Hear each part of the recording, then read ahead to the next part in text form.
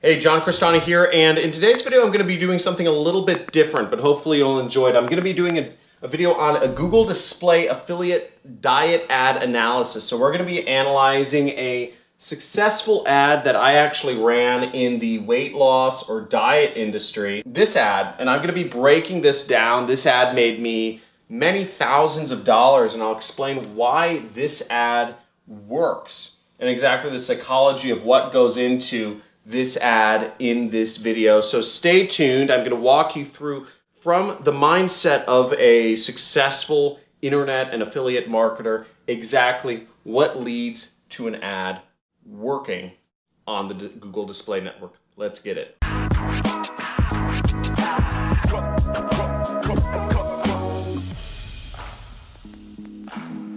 Hey, super excited you're here. We're going to be going over a Google Display Network affiliate ad in the weight loss, or what we call the diet ad industry, which is a very big industry. It's an industry that I've made $35,000 a day in. I will walk you through exactly the psychology from a marketer's perspective, how I created this ad and why it works. So this is the ad. Okay, and as you'll see, it says, "Eat this, never diet again." It's a pretty simple ad. It's got this weird thing on it, and then it's got a line below, which is the Dr. Oz, the holy grail of weight loss. Okay, so now this ad, here, let me bring it up here. I'll go over a few things. So first off, this is what's called a medium rectangle. So it is 300 by 250 pixels. So, right, 300 this way, 250 this way, meaning that is the size of the actual ad itself. This is the most common unit of ad. One of the great things about this sort of ad unit, it is also one of the most clickable. It's one of the best ads in regards to direct response advertising. There are other types of ads called a banner ad, which look like this, and these are generally associated with banner blindness. There's also another type of ad called a skyscraper, which is looks usually like this. And these ads are also associated with banner blindness. They look like ads. They don't blend in to the content as much as a square ad might be. A square ad, or medium rectangle is what the unit's called, oftentimes blends in with the actual content of a page. Whereas these ads, the skyscraper and the banner ad, generally stick out like sore thumbs, so you don't generally want to use them, whereas this ad right here is what we're talking about. And this is just a kind of a mock-up of a general web page. Whenever I was running advertisements, I'd always run the medium rectangle because it just works better. If people don't have banner blindness, the people who are buying these ads right here are generally big brands that are wasting their money because they have no idea how to do advertising, not like us affiliates. So let's get a little bit deeper into the ad. Another aspect that I like about this sort of ad is that it's very simple. You have the top, let's just put the ad like this. You have a headline, you have a image, and then you have a CTA. Okay, so it's very simple. Get their attention. Right, get their attention with the image, get a little more specific interest with the headline, and then bring it home with what you want people to do next with the actual line of text. And what's interesting about this is that the actual way people digest many ads is what they'll do is they will look at the image first, just to get their attention. So this is number one. Then they will read this line, that's number two. And then they will read the call to action, which is number three. So consumers' behavior, just human beings, they go for what's most interesting first. And generally, always an image is going to be more interesting to folks than text. It's the way our brain works. Our eyes are trained to recognize things. Videos work even better than images. So if you're doing advertising on Facebook, for instance, you want to use videos. It's just a leg up. You can only win by putting videos in your ads rather than images. You can even take the same image and you can just turn that image into a video and put little flashy effects on it, make it blink or stuff. Obviously Facebook has a million guidelines, so they'll ban you for a lot of stuff. But the point is, videos always work better. Images work better. So I like to use those. Now, the next thing we're seeing about this ad is we're saying, eat this, never diet again. So the first thing people see is this really weird thing. I don't even know what it is. I can't even tell you what this is. I'm trying to think of what this is. I have no idea what this is. The point is, it's meant to confuse the user's brain. They're trying to place it into a category. Is this a hamburger? Is this a piece of food? Is this like a weird, like slimy sponge sea creature thing? I don't know. But the point is, it catches people's eyes because they can't place it immediately. They can't tell whether this is an ad or a thing or news or something, new discovery. It just looks weird. So what happens is that because it goes into those what I call reptilian sensors, and I talk to my students a bit in my courses about triune brain theory, which is talking about how we have the reptilian brain, we have the emotional brain, we have the logical brain. But what's interesting about the three different brains is that the reptilian brain, which is the fight or flight instinct, overrules everything, okay? Overrules everything. And the fight or flight instinct, what that is we as humans, when we see something, we need to say, basically, am I gonna eat it? Am I gonna mate with it? Or am I gonna kill it? Right? The brain, it wants to figure out, is this dangerous? Is this mateable? Is this something else? Okay, and if it's not dangerous, we want to figure it out. We don't know what this is.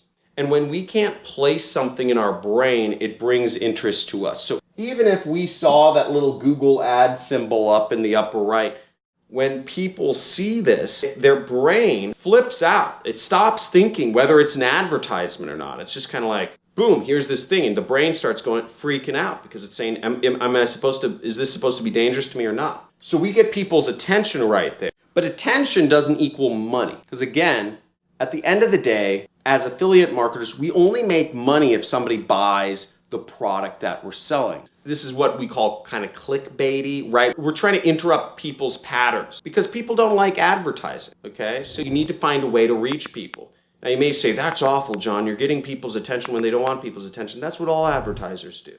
And if you don't like advertising, then, I mean, what are you doing here? Come on. So the next thing is, we kind of foreshadow what the benefit is here. Never diet again, right?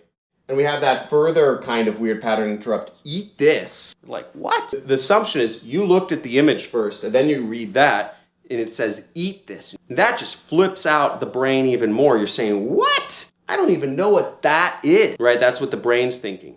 How can I know to eat it? Never diet again. So there's a curiosity angle. What we're looking for is interest, okay? And in sales, they call this AIDA. Attention. Do I have your attention? Interest. Are you interested in the product I have to buy? Decision. Are you ready to make a decision? And then action.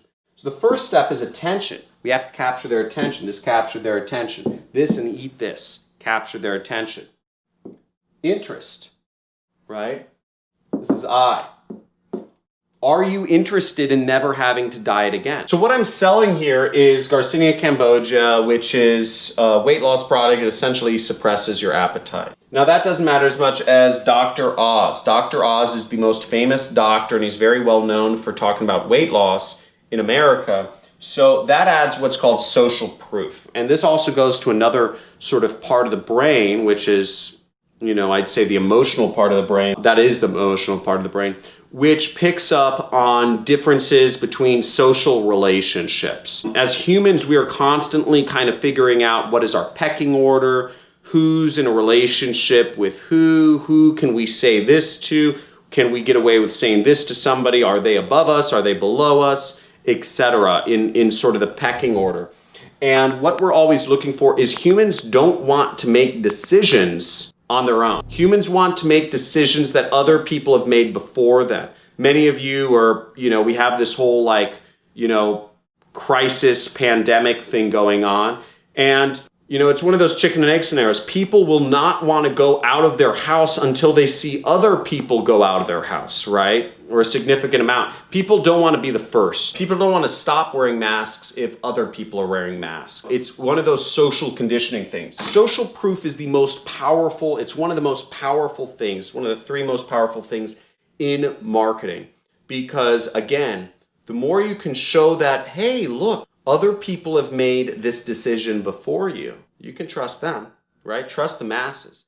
People will always trust the mass. But this is just a psychology. So again, Dr. Oz, we throw in that social proof. We say, hey, look, I'm not pitching you anything. Look, it's this guy. This guy already said it's good. In this ad, we're saying the holy grail of weight loss, which is a quote that Dr. Oz had said about Garcinia Cambogia. So the holy grail of weight loss. So we already said they would never have to diet again. Now we're saying they are going to lose weight. So we just packed in the benefits there. Lose weight, never diet again. The #1 doctor in America has said that this is all good. And we have some weird we can't exactly place what's going on or what the solution is.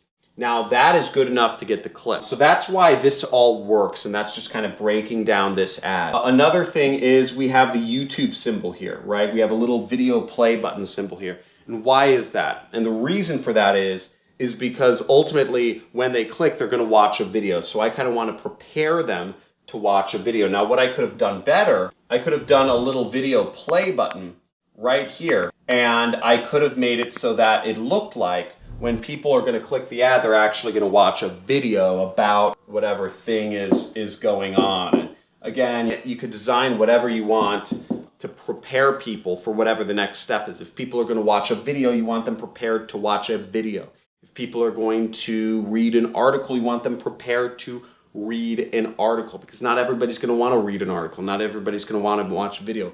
People have different ways they like to consume internet content. So that's behind the ad. Now how I created this ad was actually simple. I never created it. I actually just copied it from another marketer, because again, marketing and sales, it's pitches. You can search up a lot of my videos even, and you'll see 10 other YouTubers before me shot a video on the same topic. You can search my videos, and 10 other YouTubers after me did the same video topic. Because in marketing, there are things that work. In psychology and in dating, everything in life, there is a playbook for what works. The way Jeff Bezos built his business, he wasn't trying something totally new. He built his business 99% by a framework that was proven and works, because he went to a top-tier business school. He worked as an investment banker. He went by what works. He's very by the books, if you know Jeff Bezos. And what we're doing here is very by the books. You don't try to innovate in marketing. You don't try to be creative. You don't try to think outside the box. Because if you think outside the box, if you're creative, you're probably going to fail. Okay? Now, when you get good, when you get really good, when you are a multimillionaire, you can start thinking outside the box and maybe try some things out and see if they work.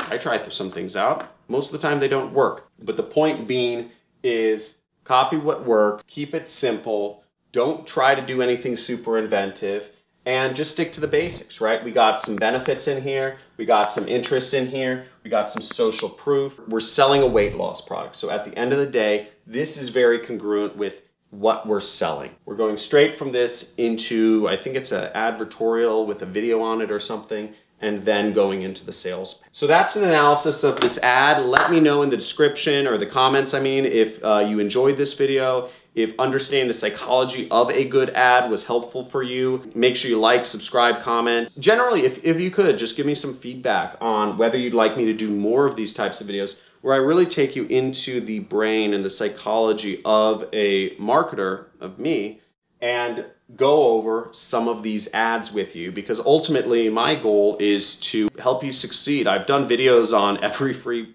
traffic topic. I've done videos on 1 million affiliate networks, on how to do paid advertising on like most of the paid advertising networks that people have heard of, and many that people haven't heard of. So I'm sort of running out of topics, and I'm trying to figure out, what do I do next? What do I teach about next? Because I don't really feel comfortable just saying the same topics over and over again. I could talk to you about free traffic all day, but I'd just be repeating myself. So let me know what your thoughts are. Do you just want me to re-upload old videos of mine, that are about free traffic, or are there new topics that you'd like to see me teach about? Because ultimately this is all for you.